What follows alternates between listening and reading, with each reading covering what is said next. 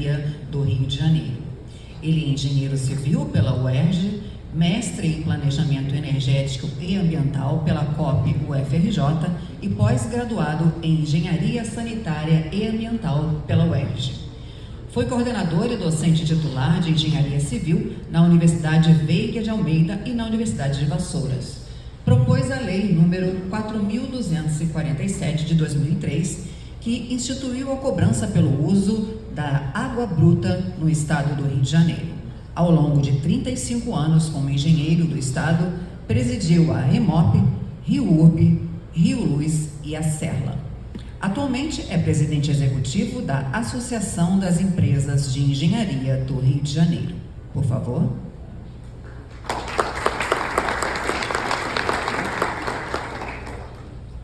Bom, pessoal, bom dia a todos, tá? Eu vi meu currículo aqui, eu fiquei até assustei. tantos anos aí. E para mim é uma satisfação muito grande estar aqui de volta, porque eu me aposentei em dezembro de 2017, fui para Belo Monte, fui trabalhar lá na usina de Belo Monte, no Pará, e eu vi, assim, pude entender que a gente vive de costas para o Brasil. E estou voltando agora, há um ano atrás, um ano que eu estou de volta, e me chamaram para presidir a ERJ, e eu virei um pouco a chave aí, saí de ser funcionário para poder ir para o outro lado. Mas então me sinto muito aqui, muito satisfeito, muito alegre, porque quantas reuniões eu tive aqui já com os presidentes, o Henrique, vários presidentes, os parques todos que nós construímos aqui nesse auditório, a gente fez as audiências públicas aqui, então me sinto muito bem aqui e alegre, e obrigado Eduardo por ter me convidado. Eduardo é representante da BCP aqui do Rio de Janeiro, que eu conheci recentemente, mas extraordinário, deu uma palestra na ERJ lá sobre exatamente esse tema, e realmente a gente precisa desenvolver cada vez mais. Pedro, obrigado aí por me convidar, tá, Pedro? Ao longo desses anos aí, eu vim outro dia conversar com você sobre a questão de ser gestor público, então eu procuro aí ajudar as pessoas e ajudar os secretários, porque não é fácil. Quem pensa que é fácil ser servidor, gerenciar um órgão desse como o DER, não é brincadeira, tem que ter muita raça, muita dinâmica, muita resistência, paciência também, muito contato, diálogo. E aqui o Paulo também, obrigado, eu conheci o Paulo semana passada, obrigado aí pelo esse convite, tá? Bom, ficar perto de Pedro e Paulo aqui é sinal que a gente está bem, né? Pelo menos na Bíblia, Pedro e Paulo é sinal que a gente dá para a gente tocar a vida bem. Então, eu escrevi alguma coisa aqui, falar um pouco assim sobre de uma forma geral, tá? Estamos em um novo momento. Bom, deixa eu agradecer aqui também o Julinho aí. Onde você está, Julinho? Julinho, cadê? Ele não está aqui, pensei que tivesse. É engenheiro que funciona. Aqui, o Zé Milton também. Obrigado por ter vindo aqui. E eu voltei a ver a Aninha Keller, que mora no meu coração, o irmão dela, o Keller, um engenheiro do município do Rio de Janeiro, que eu conheci ainda quando eu estava no estudante, na ERJ, e fui estagiar com ele, cálculo estrutural, me formei em cálculo estrutural, e ele foi um dos que me ajudou nessa minha tarefa do início da minha carreira. Obrigado, Aninha, em homenagem a ele, eu te louvo aqui. Bom, pessoal, estamos em um novo momento do nosso processo civilizatório, eu não tenho dúvida disso, tá? Ele é marcado por uma intensa aceleração tecnológica dessa nova era digital, que não apenas redefine a economia, mas recalibra as próprias bases da convivência humana. Países competindo na criação de novos padrões industriais, energéticos e digitais, acarretando um movimento de realinhamento geopolítico sem precedentes. E para acompanhar esse processo, a ERJ, que está completando agora 50 anos, passará a trabalhar como um polo de inovação de engenharia, porque é engenharia sempre o eixo que faz girar a roda dos sistemas essenciais para a infraestrutura necessária ao desenvolvimento. E nessa corrida, em busca do desenvolvimento, a partir de agora, será vencedor quem chegar primeiro às fronteiras mais avançadas da inovação. e precisamos estar juntos. Empresários, governos, sociedade. É o que eu acabei de ver 2 semanas atrás. Estive num seminário em Belo Horizonte, em Minas Gerais. A integração perfeita assim entre empresários, concessionárias, empresas públicas, governos, políticos de estado e município. Essa integração a gente precisa ter no Rio de Janeiro.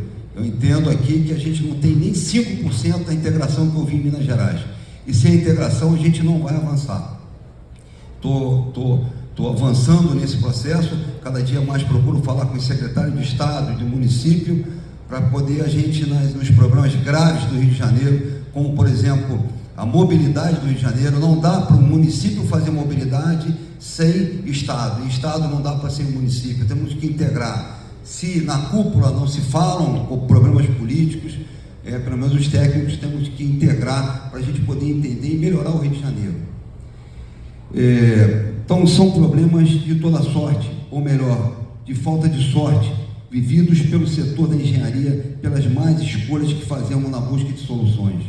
Para exemplificar rapidamente alguns pontos: interpretações subjetivas da nova lei de licitações e contratos que tornam algumas obras inexequíveis. Esse é um problema no país direto, problema inteiro, todos os lugares que eu vou, esse problema há um dado alarmante, tá, contido no relatório anual do TCU de dezembro de 2024, tratando de obras paralisadas no país, com obras de recursos da União, apontando 11.941 obras paralisadas no país, sendo que no âmbito setorial, as áreas de educação e saúde concentraram o maior número de obras interrompidas e sem perspectivas de conclusão, somando 8.574 empreendimentos, ou seja, 73% de obras no total, 73% das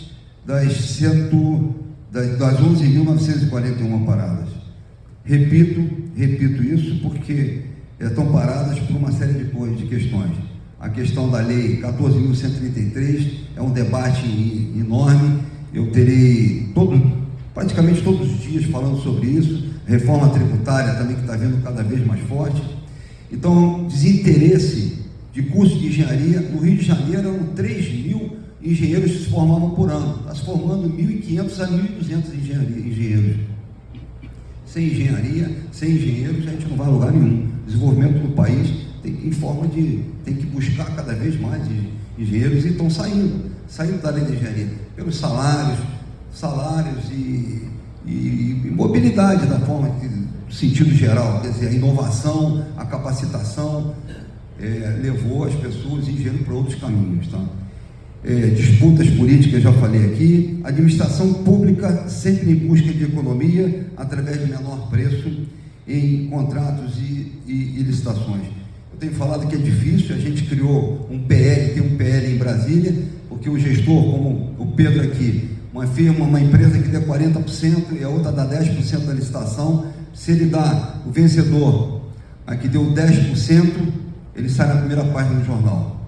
Então ele vai para os 40%, e muitas vezes as empresas param no meio do caminho, aditivos para tudo quanto é lado, e vai por aí. O BIM no Rio de Janeiro, o sistema BIM não entrou ainda. São Paulo está bem avançado, é um início de todo o processo das licitações. Tem que iniciar de mim, eu tenho discutido e falado muito no município e no estado em relação a isso. Enfim, e já caminhando para o encerramento, já falei muito aqui da minha fala de abertura, me aproximando mais do tema que vamos debater aqui nesse seminário. Gostaria de rapidamente dar um exemplo prático, um exemplo prático da afirmação que acabei de fazer, sobre a questão entre menor preço e melhor preço, para raciocinarmos e ver que nem sempre os fins justificam os meios. Como presidente da Rio Urb, o Júlio estava comigo lá, eu optei na época pavimentação ali na Avenida Beira-Mar, próximo aos edifícios ali, de piso em concreto. Na época ninguém fazia piso em concreto porque era assim absurdo falar em piso em concreto, tendo em vista a diferença para asfalto, né? Piso rígido para poder flexível.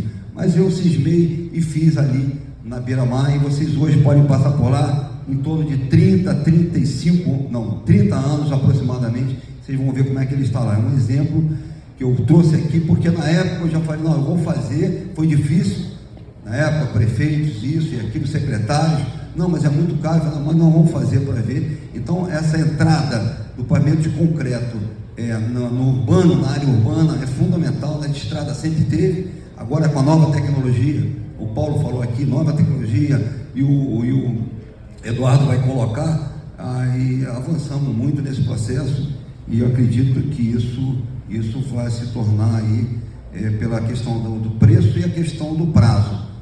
Você vê 30 anos e está lá, quem passa lá, você vai ver a pista feita. Bom, e parabenizar a DCP por essa nova tecnologia e inovação que vai permitir melhor competitividade, que todos vão debater aqui. E para terminar, este é o caminho: inovação, qualidade e visão de longo prazo.